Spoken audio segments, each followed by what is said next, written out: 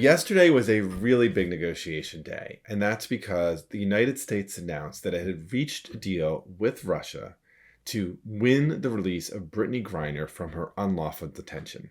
And in fact, President Biden spoke from the Roosevelt Room, announcing this as a huge win for the United States. This is a day we've worked toward for a long time.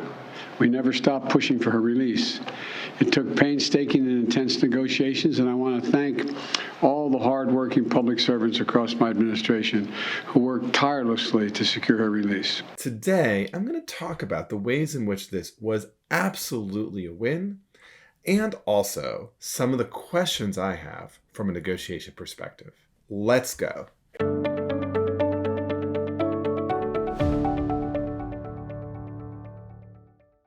So let's talk about some of the ways in which this is a win. Let's begin with the worked wells. As an American, I am just ecstatic that Brittney Griner is coming home. And negotiating the release of Brittney Griner from the Russians is a really, really hard negotiation.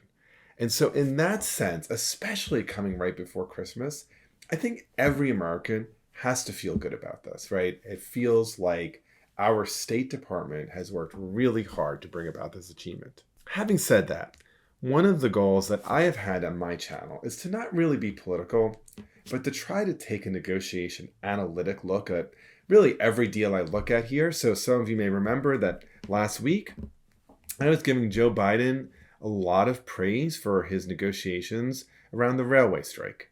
Today, I'm going to be a little more reserved because I do have some concerns about this deal. Let me just start with the first.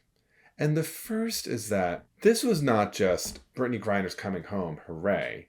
It was a prisoner swap. And the prisoner swap was that the United States got the return of Brittney Griner and Russia got this guy, Viktor Bout.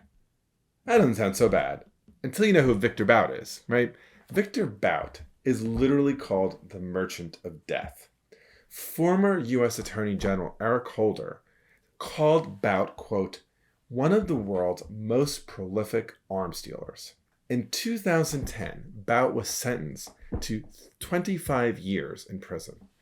And in fact, he supplied arms to Al-Qaeda, the Taliban, and the rebels in Rwanda. Now, when we went into this negotiation with the Russians, part of a negotiation is that we're each going to give something, and we're each going to get something. But this does not seem like an equivalence here.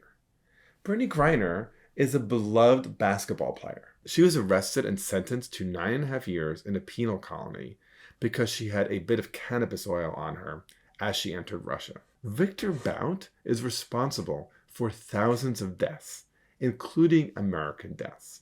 And so I'm a little bit worried when we set this precedent that we will make an exchange that really doesn't have an equivalence to it. The other concern I have is an optical one, but a meaningful one. So early on, when analysts were talking about this negotiation, it looked as if the United States was trying to negotiate the release of two people in exchange for Viktor Bout. So Brittney Griner and Paul Whelan. So who is Paul Whelan? Paul Whelan is a former Marine who has been in Russian detention since 2018 on charges of espionage, which he has completely denied. In the end, the only one released by Russia is Griner.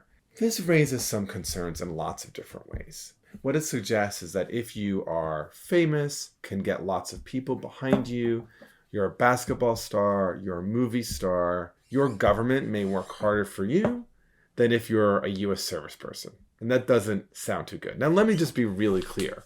One of the things I just loved yesterday was that Whelan's family was incredibly gracious. They celebrated the release of Griner, even as they lamented the fact that Paul Whelan, their family member, was still stuck in Russia.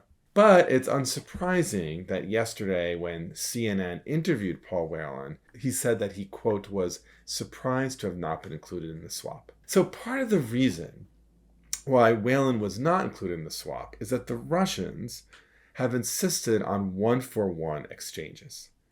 But again, this goes back to my first concern, that there really isn't a moral equivalence between an arms dealer and somebody who carried a little bit of cannabis oil into a country. And then this leads then to my third concern. And it's the kind of concern a negotiation analytic person would have. And it's about the precedent or signal we are sending here. Here's my worry. The Russians, in some sense, were rewarded for taking a high-profile, beloved person, finding some tiny little charge against her, and then giving her some extraordinary prison sentence. And it gave them a lot of leverage because so many people, right, athletes, stars, fans, organized and put a huge amount of pressure on the State Department and the White House to negotiate for her release. But what is the precedent? The precedent suggests to any country that if the United States has something that you want, whether it's a prisoner or some other thing, what you should do is identify a beloved actor, musician, athlete, somebody who you know that if you detain them on some trumped up charge, that there will be a movement to put pressure on the American administration for their release. And then you might get something really big. Just to conclude, right, I want to make it really clear. I'm delighted, thrilled, grateful that Brittney Griner will be home with her family this year. And from a negotiation perspective, though, I do worry that it has made the administration and the United States look weak. I worry a little bit about the role of precedent. I continue to be concerned about Paul Whelan. And I'm hoping that this isn't the whole story. Because here's the thing I'm really hoping for. I am hoping that part of the deal may actually involve Whelan yet. That there was an agreement to wait a few days and then have the Russians generously release Whelan. That the idea was, in order for this deal to work, we have to give something that looks like a win for the Russians, and then a few days down the road, there's something that will look like a win for us, and or they could look generous in some way. But only time will tell. For now, great news that Brittney is released. Let's continue to hold Paul Whelan and everyone wrongfully detained in our prayers. And let's continue to learn what we can about how we can improve our skills of persuasion, influence, and negotiation to build a better world. I'd like to get your thoughts on this negotiation, so please put them into the comment box. Also, if you want to see my more extended analysis of this negotiation, keep watching this next video. Please don't forget to subscribe to my channel, ring the bell so you never miss new content, and like this video. Okay, you know you want to see my earlier analysis. Click, click, click.